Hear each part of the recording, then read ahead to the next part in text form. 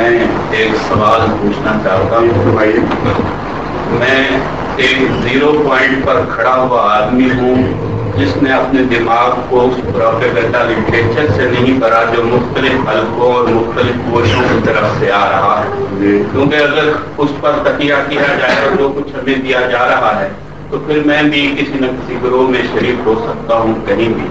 لیکن اس سے قطع نظر میں 0 پوائنٹ پر کھڑا ہوا آدمی ہوں اور یہ جاننا چاہتا ہوں کہ جب اللہ رحمت للعالمین ہے, اللہ رب العالمین ہے اور حضور سرور کائنات صلی اللہ علیہ وسلم جیسا کہ بتایا گیا کہ رحمت للعالمین ہے, تو پھر اتنی بڑی دنیا میں کائنات کو چھوڑیں جس کی آبادی 6 ارب ہے, کیا اللہ رب العالمین اور رحمت للعالمین صرف 60-70 کروڑ انسانوں کا مسئلہ ہے جو کہ 20-30 دڑوں میں بٹے ہوئے ہیں اور اپنی اپنی جگہ بیٹھے یہ کہہ رہے ہیں کہ اللہ کی رسی کو مضبوطی سے پکڑ لو اور آپس میں تفرقہ نہ ڈالو اور تفرقے کی رسیوں کو پکڑے ہوئے بیٹھے ہیں؟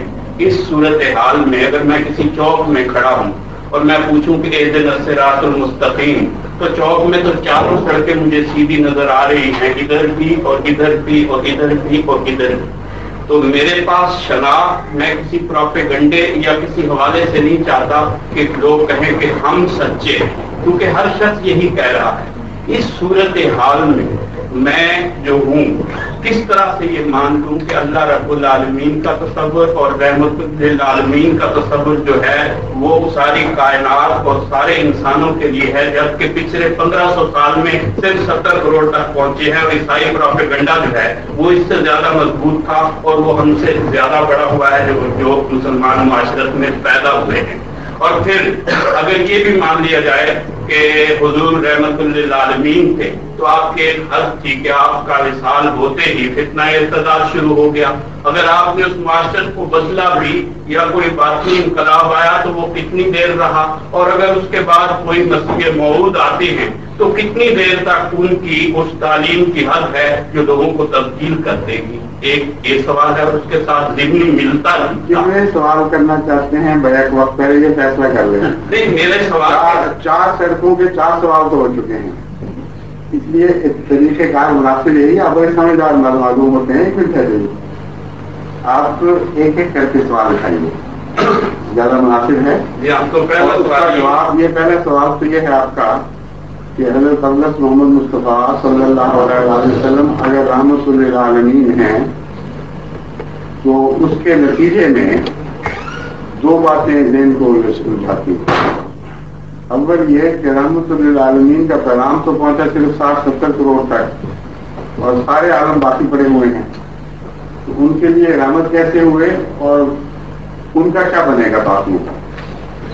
اور جو شامل ہیں جن تک رحمت کا پیغام پہنچا وہ خود بٹ گئے اور تنزل کا شکار ہو گئے, اور ہر ایک یہ اپنی نسلی الگ بجا رہا ہے کہ میرے پاس صراط مستقیم ہے اور میرے پاس اللہ تعالیٰ کی حد ہے. اور ایک سادہ آدمی میرے جیسا ہی آپ کہہ رہے ہیں جو سادہ نہیں ہے بڑا ہوشیار ہے, وہ کیسے معلوم کرے کہ کس کی آواز پر کام دھنوں تو وہاں خدا ملے گا. اتنا بڑا کنفیوژن. اس حصے کو پہلے کر دیتے ہیں پھر دوسرے حصے پہ بعد میں آئیں گے, ٹھیک ہے؟ سر کنفیوژن میرے یہاں تو نہیں ہے کیونکہ میں تو اب دماغ سے اس کو بڑا ہی نہیں, میں تو 0 پوائنٹ پہ کھڑا ہوں. میں نے آپ کو بتا دیا ہے 0 پوائنٹ پہ کھڑے ہو کر اب چاروں طرف سوال یا نشان ڈال دیے ہیں. 2 نشان میں نے واضح کیے ہیں, ٹھیک سمجھاؤں نا آپ کو. پہلی بات تو یہ ہے کہ رحمت للعالمین سے مراد کیا ہے یہ سمجھنا ضروری ہے. جب تک اس بات کو نہیں سمجھیں گے یہ مسئلہ حل ہی نہیں ہو سکتا کہ رحمت للعالمین ہیں یا نہیں ہے, کن معلوم ہے. ایک تصور رحمت للعالمین کا وہ ہے جو آج کل کا آرتھوڈاکس ملا پیش کرتا ہے, اور اس تصور پہ کھڑے ہیں آپ 0 پوائنٹ پہ نہیں کھڑے, اسی لیے سوال پیدا ہوا ہے. وہ تصور یہ ہے کہ اسلام منوپلی ہے اور اسلام سے باہر خدا کی رحمت چل ہی نہیں سکتی, اور خدا اور بندے کے درمیان جو تعلق ہے اس پہ کوئی معنی نہیں ہے اسلام سے باہر. اور 100% وہ لوگ جہنمی ہیں جنہوں نے اسلام کا نام بھی نہیں سنا اور دنیا میں رستے چلے آ رہے ہیں, اور بے دین اور کافر اور دجال اور باعث خلائق قتل, یہ تصور ہے. جس کی وجہ سے الجھن پیدا ہوتی ہے. قرآن کریم اس تصور کو جھٹلا رہا ہے. قرآن کریم کھلا اعلان کرتا ہے من آمن باللہ وعمل صالحا. پہلے اعلان کرتا ہے، یہ بتانے صرف من کی بات نہیں، یہاں سے چلاتا ہے بات کو کہ ان الذین آمنوا والذین ہادوا والنصارى والصابئین من آمن باللہ وعمل صالحا فلا خوف علیہم ولا هم یحزنون. کہ وہ لوگ جو ایمان لائے، یعنی صلی اللہ علیہ وسلم سے قبول کرنے والے، والذین ہادوا، جن کو ہم آج 100% موضوع بنا کر جہنمی قرار دے رہے ہیں، ان کی بات کر رہے ہیں. اور وہ لوگ جو یہودی ہوئے، والنصارى اور عیسائی، والصابئین اور وہ سارے اہل کتاب جو مختلف دنیا کے علاقوں میں پیدا ہوئے. کبھی صابی لفظ سے مراد عرب یہ لیتے تھے کہ وہ الہی دین سے تعلق رکھنے والا لیکن عرب کے معروف دینوں میں شامل نہ ہو، یعنی بدیشی دین لیکن وہ اللہ کی کتاب پر مبنی. ان سب کے متعلق اعلان کیا ہو رہا ہے؟ وہ لوگ جو ایمان لائے اور نیک اعمال کیے، لا خوف علیہم ولا هم یحزنون، ان پر کوئی خوف نہیں ہے اور کوئی حزن نہیں.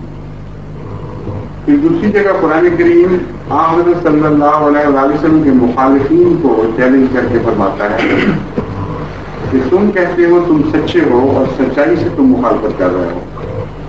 اگر یہ درست ہے تو تم اپنے دین کے مطابق کیوں عمل نہیں کرتے؟ اگر تم اپنے دین کے مطابق عمل کرتے تھے تم پر حجت نہ ہوتا، مگر تم ویسے جھوٹے ہو چکے ہو. جس تعلیم کو سچا مانتے اس پر بھی عمل نہیں کرتے. تو ان سب امور کی روشنی میں اور بہت سی آیات ہیں جو تعلیم بالکل کھل کے واضح ہو کر ہمارے سامنے ابھرتی ہے. وہ یہ ہے کہ نجات کے لیے نفس کی صداقت ضروری ہے سب سے اہم. اور یہ اعلان کہ دنیا میں جو کوئی بھی ہے اگر وہ خدا پر ایمان لاتا ہے اور سچے دل سے عمل نیک کر رہا ہے اس کے لیے نجات ہے. قرآن کے سوا بتائیے کس کتاب نے کی ہے؟ ساری دنیا کی کتابوں کی چھان بین کر لیجیے اور میں نے مطالعہ کیا، قرآن کے سوا اتنا عظیم الشان اتنا عالمگیر اعلان کسی مذہب نے نہیں کیا. تو رحمت للعالمین وہ ہے جو ہر ایک کو نجات کی خوشخبری دے رہا ہے اس کی صلاحیت کے پیش نظر، یا وہ ہے جس نے اپنے مذہب سے وہ باہر باقی کو بھی نہیں کری. جتنے دیگر مذاہب ہیں ان کی الہی کتب کا میں نے مطالعہ کیا ہے اور حیرت سے اس بات کو دیکھا ہے کہ انہوں نے اپنے سوا دیگر مذاہب کی بات ہی نہیں کی. اگر کی ہے تو نفرت سے کی ہے، دشمنی کے حوالے سے کی ہے. مگر اتنا حوصلے کے ساتھ اتنی عظمت کے ساتھ دیگر مذاہب کا ذکر کرنا اور پھر ان کو خوشخبری دینا قرآن کے سوا کسی نے نہیں کیا.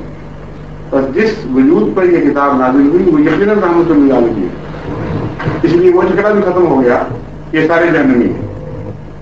پھر قرآن کریم واضح طور پر کہتا ہے ان میں نیک لوگ ہیں، بتاتا ہے کہ ایمان نہیں لائے ابھی انتصارہ ہیں، فرماتا ہے ان میں نیک لوگ ہیں، ایسے لوگ ہیں جو خدا کا ذکر سنتے ہیں تو ان کی آنکھوں سے آنسو بہنے جاری ہو جاتے ہیں. آج رات یہاں ہمارے مجلس کی یہاں نارویجن عیسائی سب کی اور ایک خاتون یہاں بیٹھی ہوئی تھی عیسائی چرچ سے پتہ کرنے والی. جب خدا کا ذکر چلتا تھا کئی جواب میں تو ان کی آنکھوں سے آنسو جاری ہو جاتے. اس وقت میرے قرآن کریم کی آیت فکر ذہن منتقل ہو گیا کہ دیکھو ان میں ایک لوگ ہیں جو اللہ سے محبت کرنے والے ہیں. ایک ملا اٹھ کر سب کو ایک قلم کافر قرار دے کر جہنمی قرار دے رہا ہے اور قرآن ایک سے زیادہ جگہ ان کے لیے خوشخبریوں کے راستے کھول رہا ہے.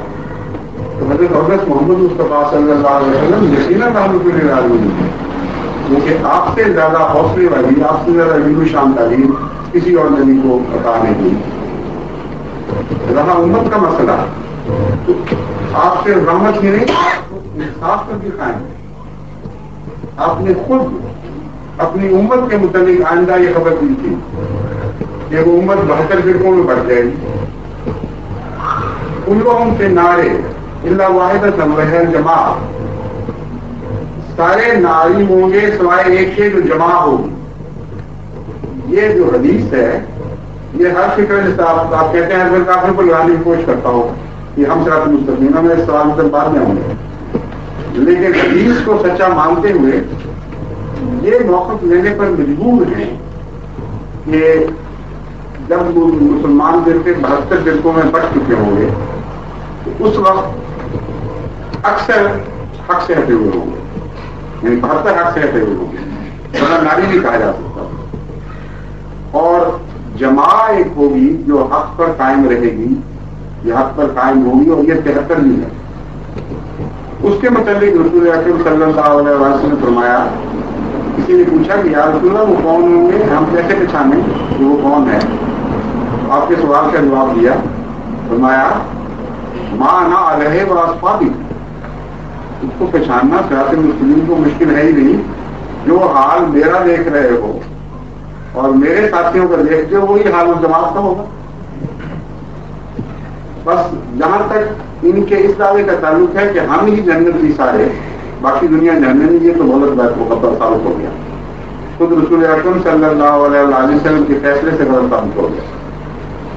رہا یہ کہ جنتی کون ہے، اس کے متعلق آپ نے 4 سڑکوں کا ذکر کیا، تو رسول اللہ صلی اللہ علیہ وسلم نے تو 72 سڑکوں کا ذکر کر دیا۔ ایک کونے پر کھڑے ہو کر 72 شاخیں ٹوٹ رہی ہیں اور ایک 73 بھی ہے، اور ساری جہنم کی طرف لے جائیں گی سوائے ایک کے۔ اب مسئلہ کتنا مشکل کر دیا، بہت ہی زیادہ بظاہر الجھا دیا۔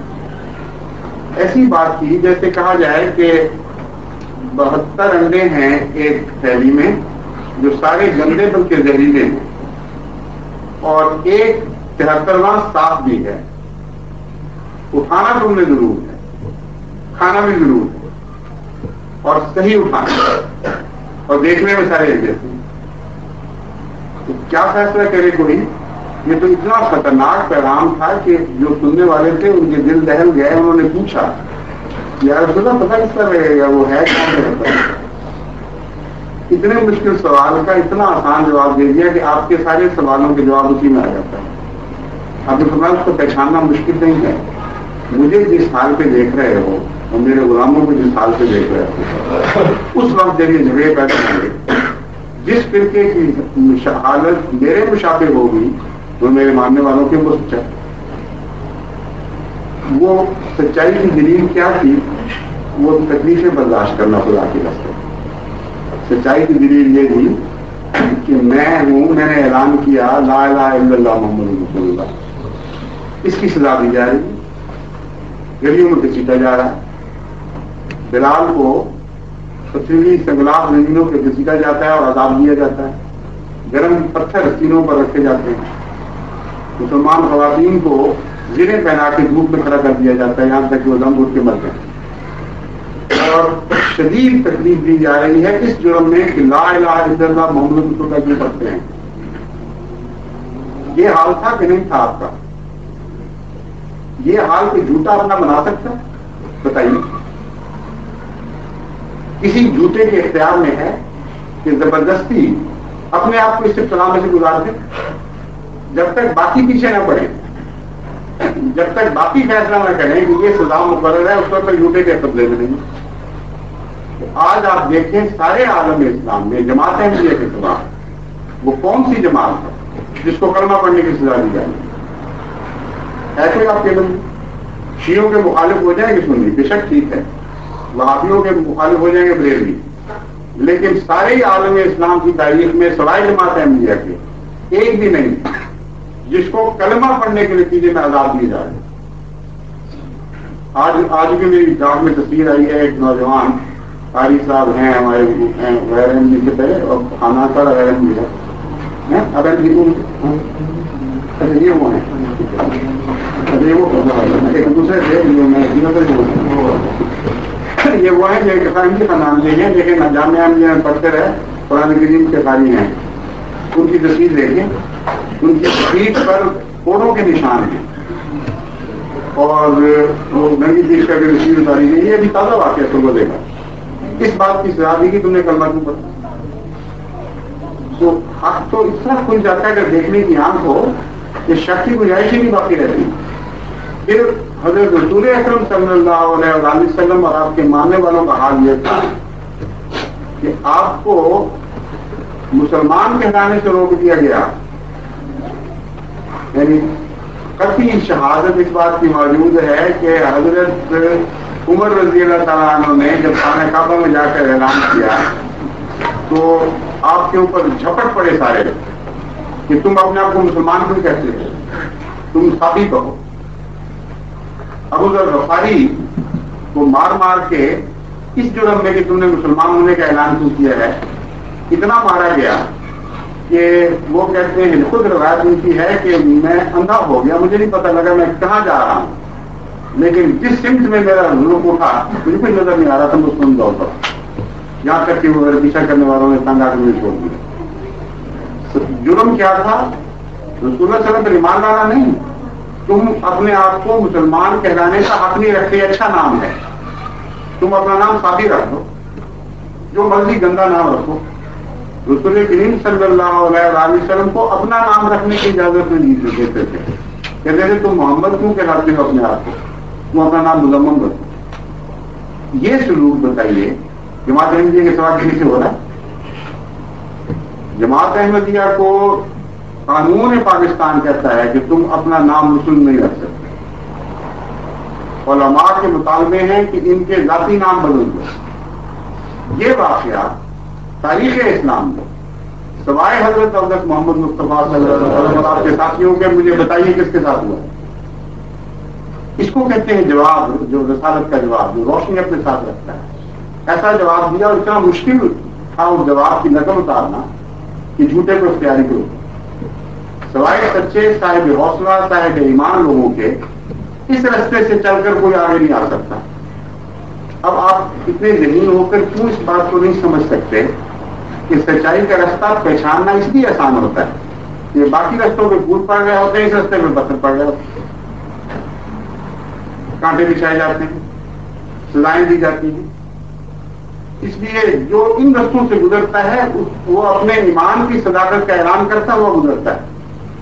اور جب اس بات کو حضرت صلی اللہ علیہ وسلم کے اس فیصلے کی روشنی پہ دیکھیں گے تو بات بالکل کھل جاتی ہے. اس کا ترجمہ کرتے ہیں.